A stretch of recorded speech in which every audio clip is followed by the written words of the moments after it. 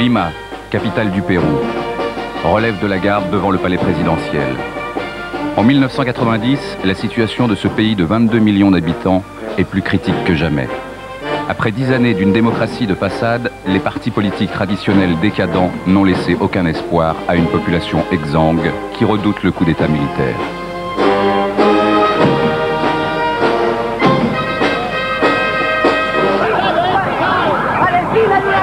Implanté dans la cordillère des Andes depuis les années 80, le terrorisme aveugle de la guérilla maoïste du Sentier Lumineux a fait 25 000 morts, amorçant ainsi une spirale de la violence avec ses cortèges de répression sanglante, de disparitions, de meurtres et d'intimidations.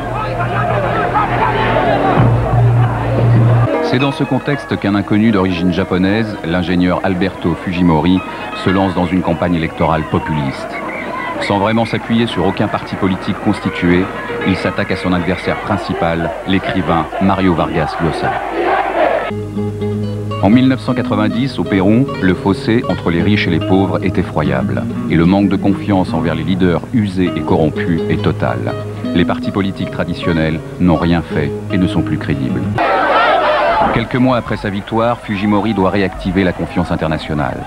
Pour retrouver l'appui du FMI qui a suspendu tous ses investissements, le nouveau président libère les importations et annule les subventions aux produits de première nécessité. Les prix flambent, le peuple affamé se révolte, pillant les magasins. L'armée s'occupe du maintien de l'ordre.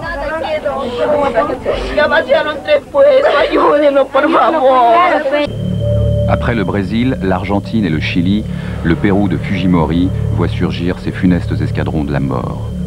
Ces groupes paramilitaires de l'ombre assassinent impunément des innocents pour l'exemple.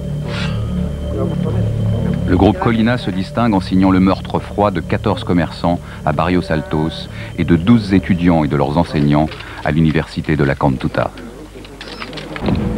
Pour se libérer d'une chambre de plus en plus opposée à ses projets, Fujimori décide soudain la dissolution autoritaire du Congrès, action que la presse indépendante qualifie d'auto-coup d'État.